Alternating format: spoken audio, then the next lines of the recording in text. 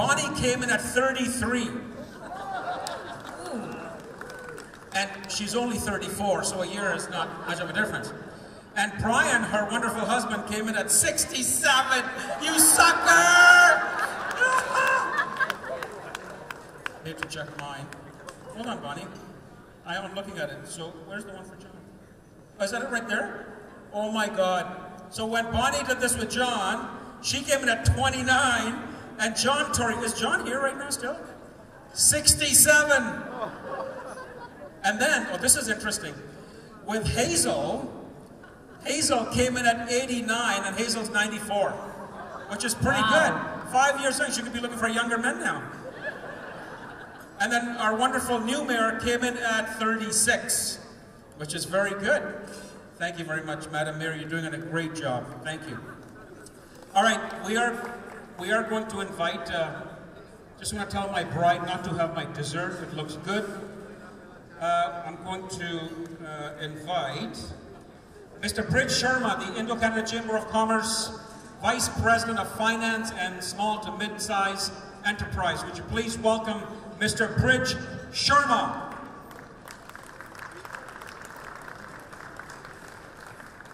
They're going to put a better picture of you. Look at that. What is that, man? Well, we have a living example. That looks like a docu picture from like a Bollywood film. Gabbar Singh. Better in person though, Jay. Next time we're going to put a better picture. Bridge Saab, go ahead, sir. I'm here to introduce our keynote speaker for tonight, Mr. Asim Ghosh, President and CEO of Husky Energy. Asim Ghosh could be described equally well as a Canadian with deep roots in India or as a global citizen with long-standing ties to Canada and India. Born in New Delhi in 1947, he is the son of Amalananda Ghosh, a respected archaeologist who served as Director General of the Archaeological Survey of India.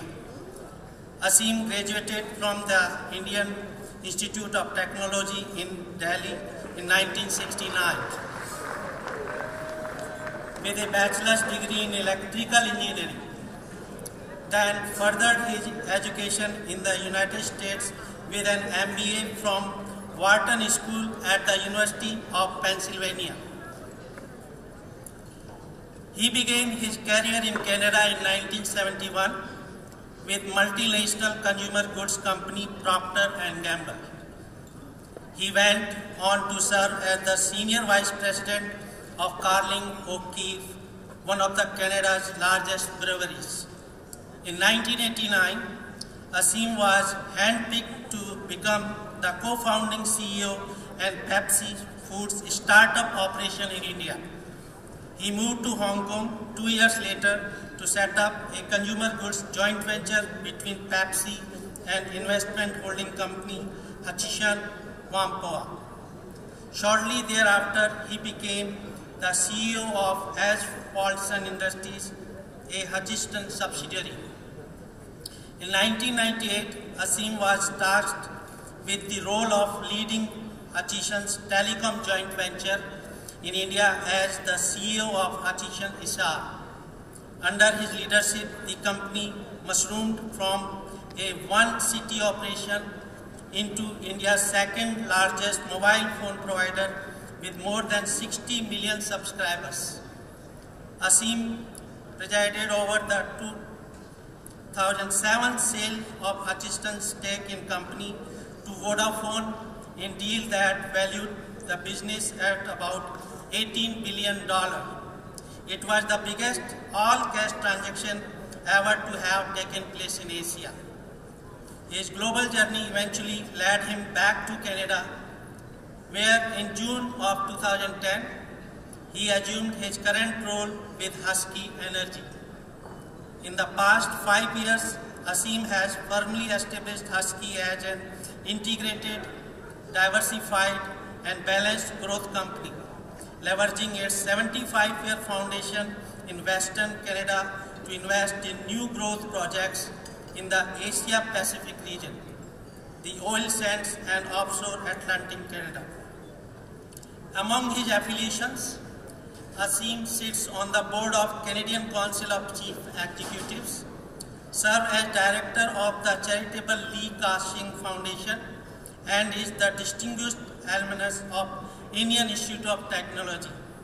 Ladies and gentlemen, please welcome with a round of applause our keynote speaker, Mr. Asim Bose.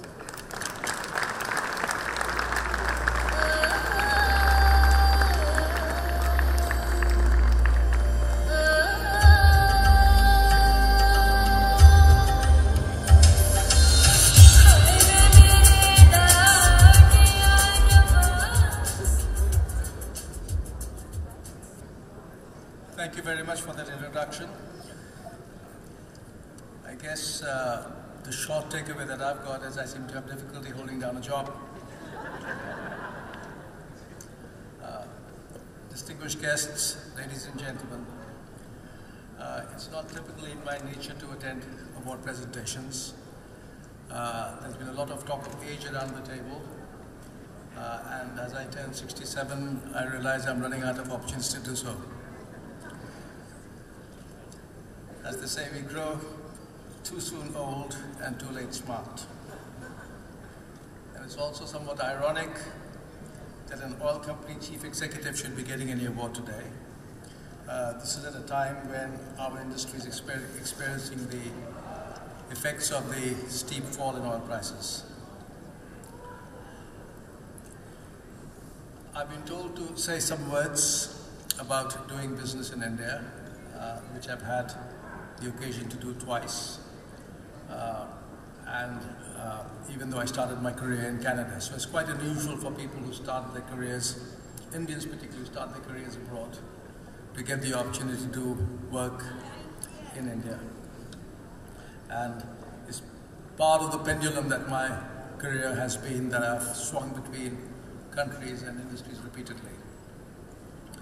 As Mr. Sharma just mentioned, I was born in New Delhi.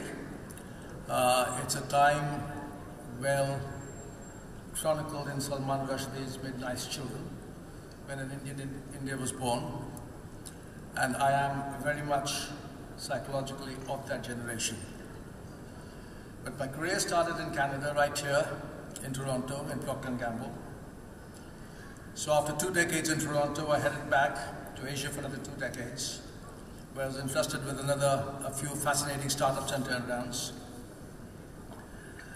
And I guess in what I say today, I kind of have the observations of an India both from the eyes of an insider but also from the eyes of an outsider. Today, India is a hot market.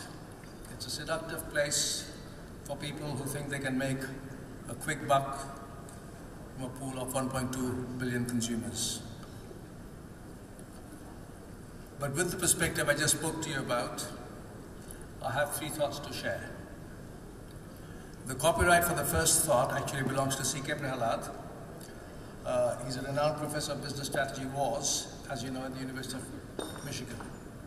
And that thought is that when you think of doing business in India, one of the thoughts that you could leverage is that in India, fortune resides at the bottom of the pyramid. The second thought is that unlike many other countries at a similar level of development, India actually has a vast reservoir of intellectual and managerial capital. But the third is that India rewards those who have stamina. Let me speak to the first. C.K. Prahalad touted a business model that was not indifferent to the lowest levels of the economy. The Indian middle class, he believed, was wildly oversold. And according to Prahalad, countries that lack modern infrastructure and products are a better proving ground for companies to grow and contribute to the betterment of the human condition at the same time. A number of examples come to mind, but I'll speak very briefly at a very high level of the consumer goods industry, the biggest amongst them in India being Unilever, and of course the telecom industry, of which I have direct experience.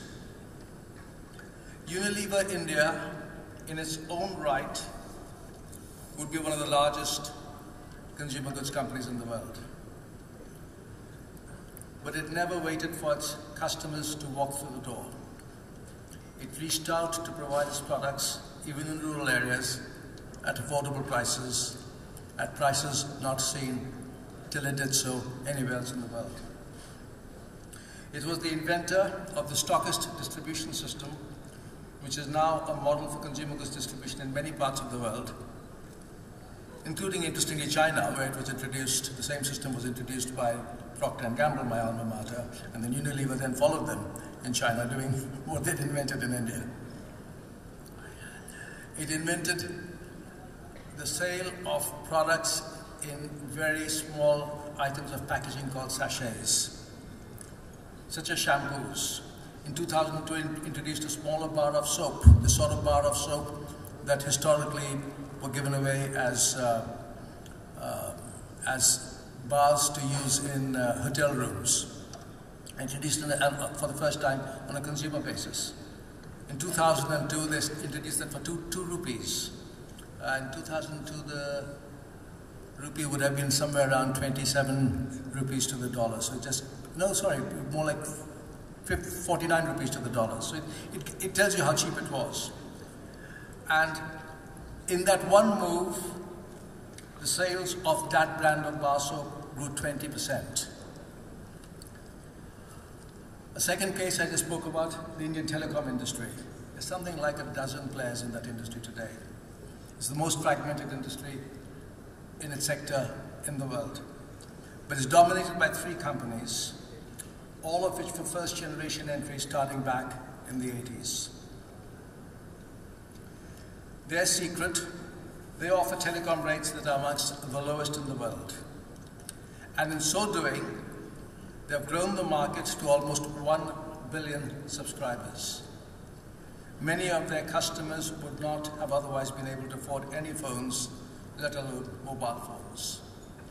Arguably, it is the only sector of infrastructure which has actually reached down to the poorest levels of society. Both Unilever and the telcos tapped into an undeveloped marketplace.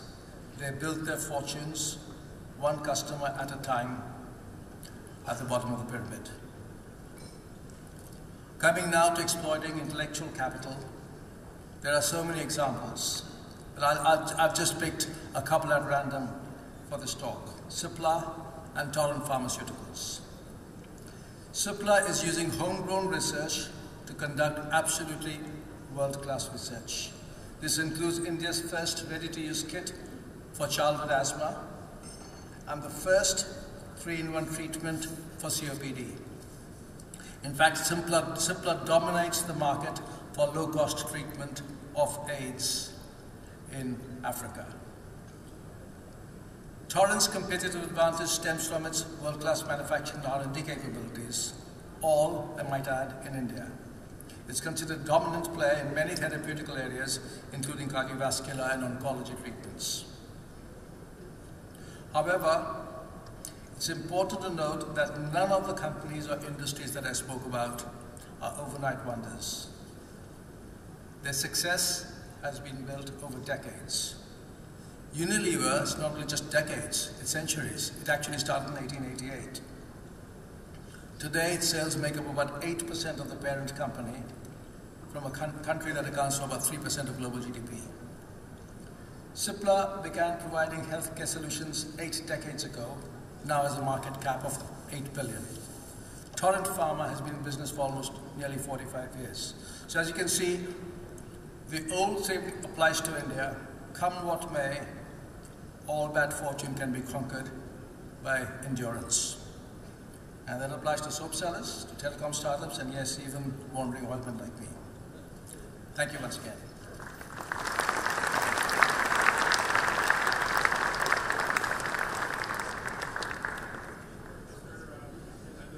Hello, there we go. Mr. Ghosh, don't go, please. Sir, you did such a good job, I'd like you to stay. Thank you. And if I can please invite our president again, Mr. D.P. Jain. You're going to help us give some awards, sir. Thank you very much for being here. Thank you. All right, we're going to present some awards, and while we get them ready, I want to acknowledge our Member of Provincial Parliament for Mississauga East Cooksville, and she's also, I think, the Associate Minister for Long-Term Care. It's very good to have you, the Honourable Deepika Demerla. Thank you very much. Are you allowed to sit next to Patrick Brown? I mean, that's, I'm just kidding. It's all good. It's all one big happy family. And I was supposed to acknowledge somebody else, but I forgot who, so it doesn't matter. It's going to be that important. My parents aren't here, so it doesn't matter. Oh yes, Divine Film Studios. Thank you very much to Divine Film Studios for the wonderful, all the stuff that you guys do. You guys do an amazing job in everything that you do, so thank you. Now we are going to present the award. No, we're going to invite our mayor, Bonnie Crombie, to come up here. The script changes as we go along. I just sit down for dessert, and there's already changes. If I can please invite... That keeps it interesting and dynamic for the night. What'd you just say? Interesting for the night. Yes, keeps it interesting. Madam Mayor, come on up here. She looks so lovely. Oh my God. Just wait till you know, when she gets on stage, give her thunderous applause. Not yet. She's not on stage yet. Here we go. She looks so amazing in that Dinesh Ramsey outfit. Here we go, ladies and gentlemen. 3, 2, 1. Mayor Bonnie Crombie.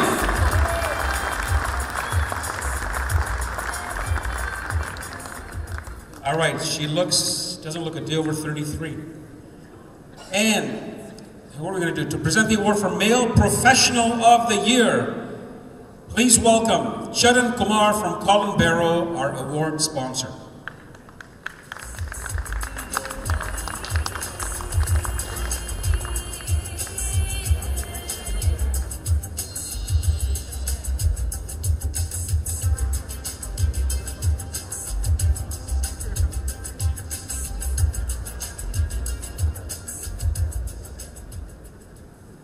Good evening, everyone. It is such a pleasure to be here to present this honor.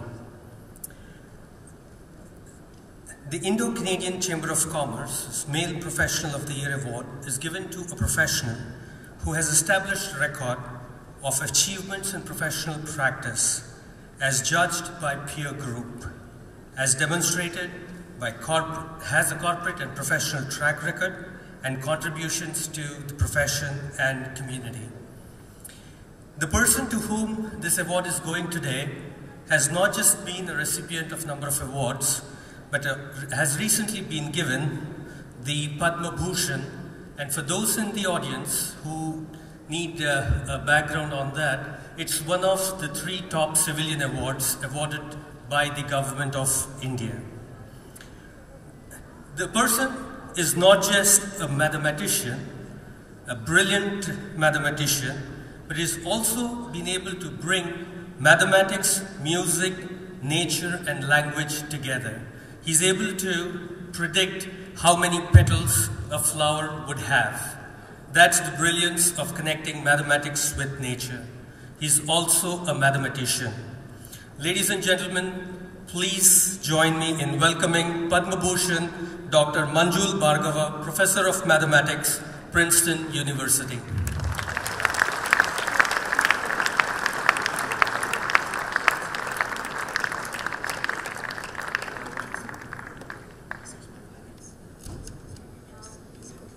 Poetry and magic. But probably my primary passion these days is in education, on educational initiatives, particularly in North America and in India, and also on collaborations between North America and India. It's really wonderful to be here in this province where I was born, to attend this celebration of the Indo-Canada Chamber of Commerce. The Indo-Canada Chamber of Commerce is doing such fantastic work for the Indian diaspora in Canada, and in particular in recognizing its achievements and contributions to Canada. And it's a real honor and privilege and pleasure to be a small part of it. I'm really looking forward to the event and to meeting everyone. Thanks so much. All right, congratulations to Manjul Bhargava. Very good.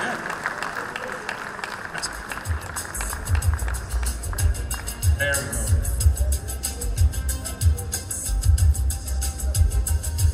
Interesting to count flower petals. I do that with my wife. She loves me not, she loves me. But it always ends up with a she loves me, which is good. Are you sure it's not staged? Well, no, it isn't. Okay, they're having a conversation. Well, the other 700 people will just wait until you're done. Thank you. Thank you very much. Thank you. Thank you. Princeton University, are you single?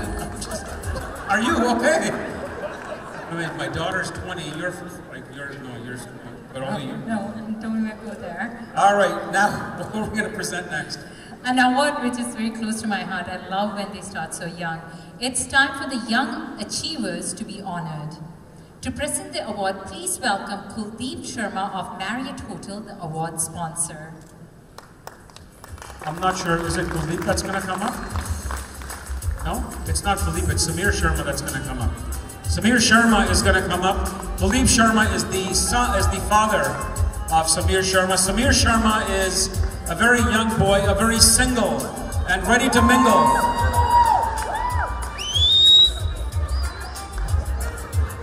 Single and ready to mingle, Samir Sharma, ladies and gentlemen.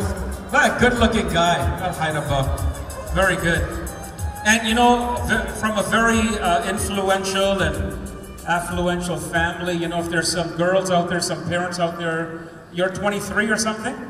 Yes, I am, yeah. You're 23 years old. Wow, right Vice President, Rena, shh, got it.